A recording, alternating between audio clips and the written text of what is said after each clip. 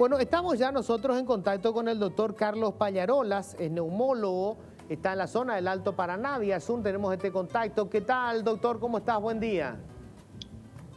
Muy buen día, Luis. Un placer saludarte a vos y a Estelita y a la teleaudiencia de Telefuturo. Un gusto. Bueno, Carlos, están otra vez en una situación complicada en la zona del Alto Paraná después de que se había dado ese descenso de casos. Estábamos como todos muy contentos con lo que estaba pasando, pero aparentemente hoy están otra vez incrementándose y con complicaciones ya en los hospitales, Carlos.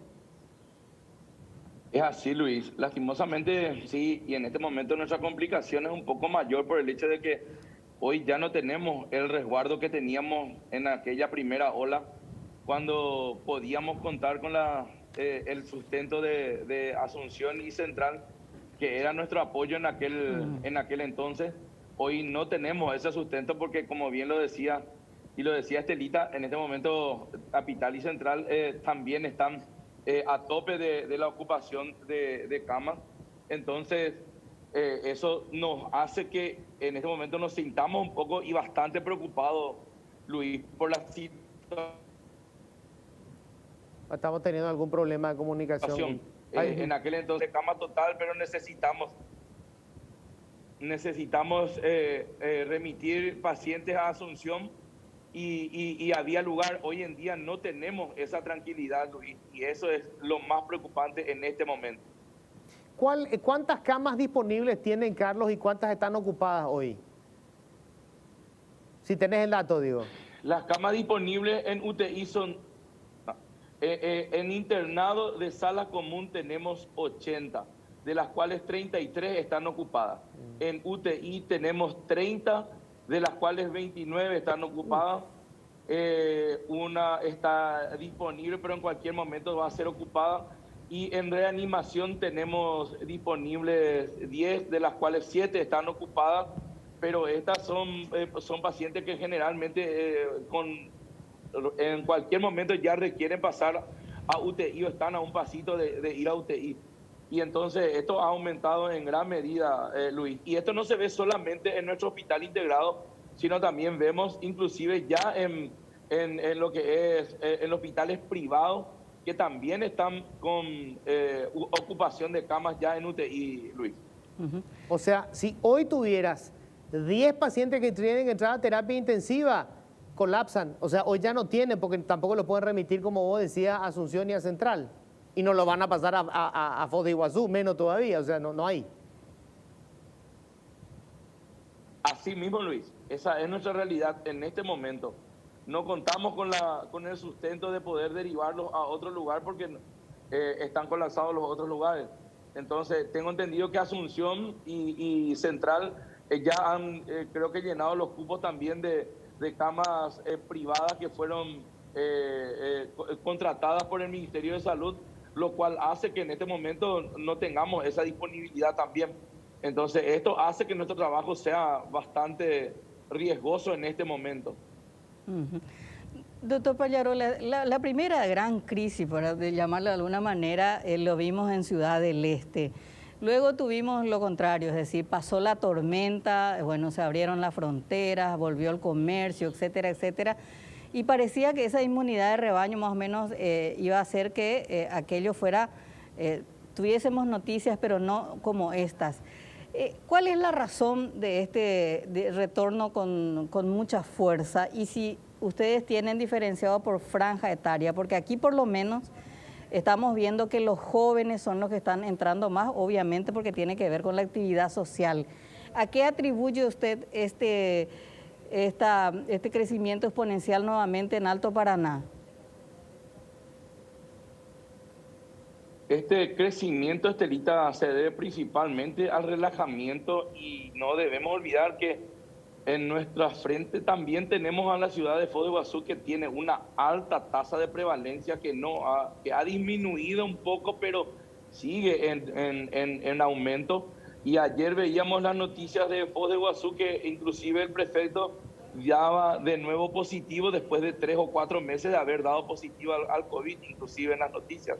Entonces, ¿qué ocurre? Cuando las personas se relajan, aún estando ya con una cierta inmunización de rebaño, debemos recordar, vamos a poner que, recordemos que más o menos un tercio de la población se haya inmunizado, pero está ese otro 2/3 de la población que todavía no se inmunizó. Y entonces, si nos cuidamos y tomamos los cuidados estrictos necesarios, vamos a evitar que ese 2/3 se contagie de una forma masiva. Pero si nos relajamos en demasía, como es lo que estamos viendo desde hace ya un buen tiempo, ahí no tenemos cómo sustentar eso, Estela. Y ese es el gran inconveniente. Por ello es que hablamos todo el tiempo de que los cuidados deben ser los que es nuestra vacuna en este momento. Todavía no tenemos vacuna, hay una proyección, pero todavía no tenemos la seguridad de que tengamos vacuna en 15 o 20 días tal vez, pero aún así los cuidados, el distanciamiento social, el uso de tapabocas, el lavado de manos, el uso de alcohol, eso hoy es en día nuestra vacuna. Y ese distanciamiento social es lo que no vimos en Navidad, Año Nuevo, y en estos días tampoco, que vimos que las altas temperaturas ha hecho que las reuniones sociales se hayan hecho cada día más, y los cuidados en esos momentos es donde se diluyen. Carlos, y ahí es donde ya pedimos ese socorro correspondiente. Claro.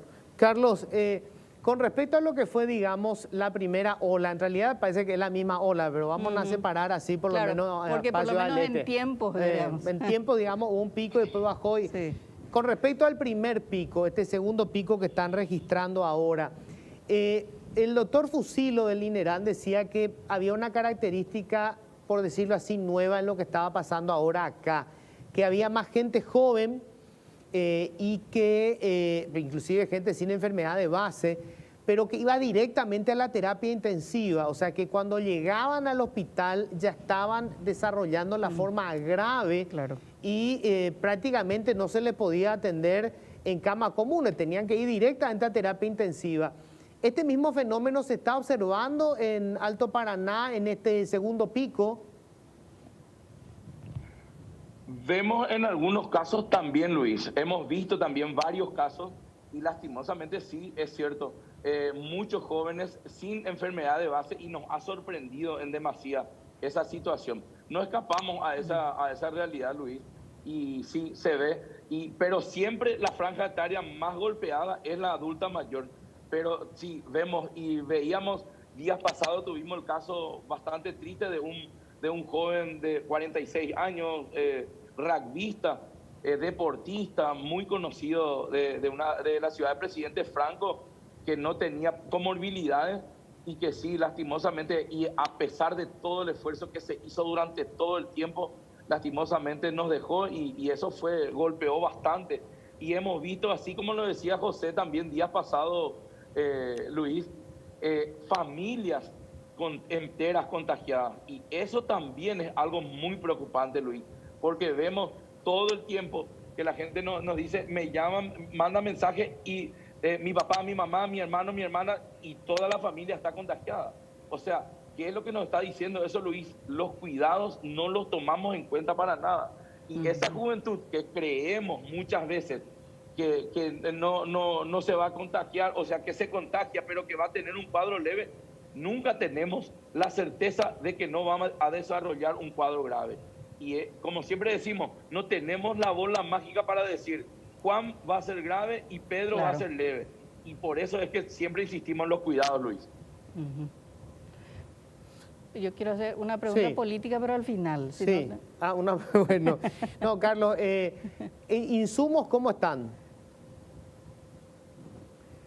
Y insumos tenemos provisión, Luis, pero si vamos así con este ascenso, yo creo que vamos a tener, porque ya en días pasados estábamos con alguna deficiencia, porque la provisión siempre es lenta, más para nosotros que tenemos 320 kilómetros y que muchas veces chocamos con la lentitud. Vos sabés que la burocracia siempre es un problema, más para nosotros por el hecho de que el Estado siempre es un inconveniente.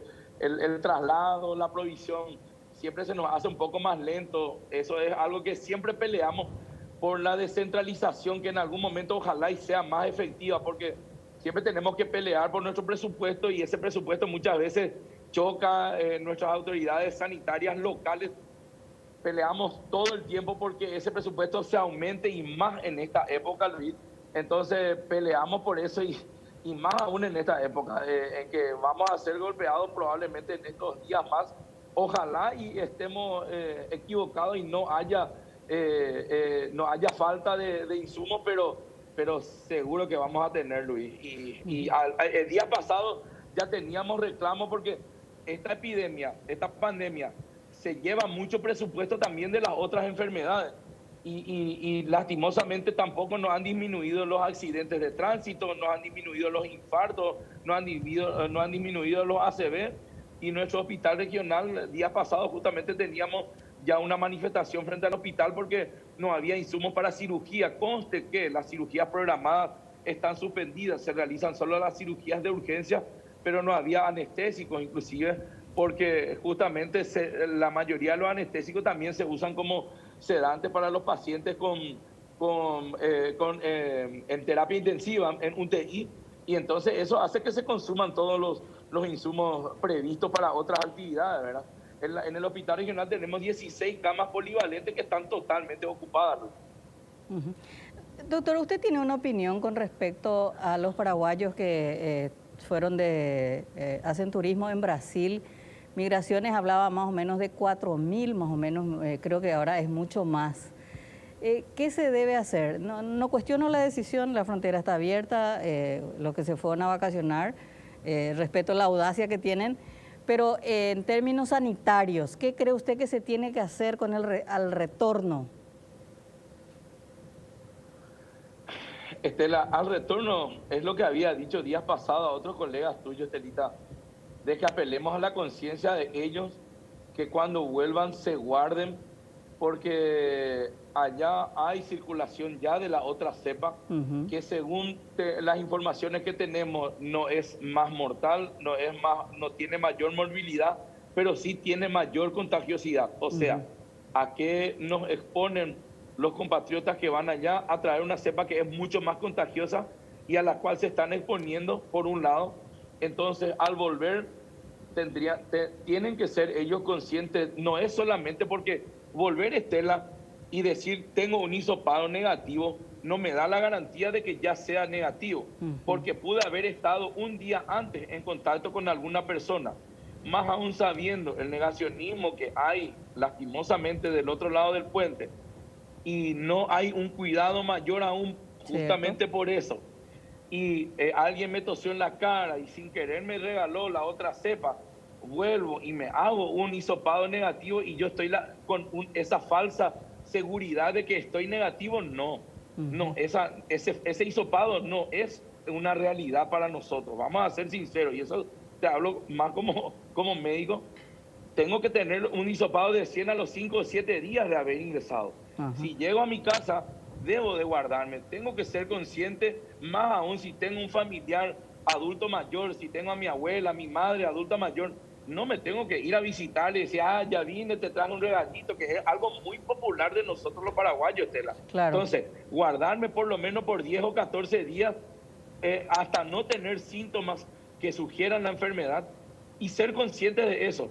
En realidad yo hubiera preferido y decir verdaderamente, Estela, en este tiempo, por este año me quedo en mi casa, tratar de hacer a lo mejor un poco de turismo interno, aunque muchas veces decimos el turismo interno me sale más caro que irme a Brasil, pero hacer un poco de eso y tratar de evitar un poco ese ir y traer a lo mejor otra cepa que pueda poner en peligro a mi familia. Bueno, pero si ya no fui consciente, eso por lo menos ser consciente al volver. Y bueno, esa frontera es muy difícil de cuidar, Estelita. Esa es una realidad y que no podemos escapar. Es nuestro quebranto, es nuestra preocupación y estamos en eso de pensar qué poder hacer, pero es muy difícil controlar esa frontera, Estela. Esa es una realidad. ¿Qué tal está tu campaña electoral para intendente de Ciudad del Este? Y yo creo que eso vamos a dejarlo para después, Estelita, porque en este momento mi preocupación principal es la salud, porque esa es mi profesión principal. Y después vamos a dedicarnos de lleno a eso. Ojalá y podamos bajar rápidamente esta segunda ola que se nos viene vamos a preocuparnos primero por esto que es fundamental, que para mí es más importante que cualquier otra cosa, y después vamos a ponernos de lleno en la campaña, que estoy seguro que vamos a llegar a un buen lugar, seguro que sí, Estela. Vamos a ponerle el mismo empeño, pero después. En este momento vamos a darle duro a la guerra contra el COVID, que es lo más importante, y vamos a tratar de que la mayor cantidad de votantes llegue a ese día para que podamos salir todos juntos adelante. Ese es siempre nuestro objetivo, Estelita.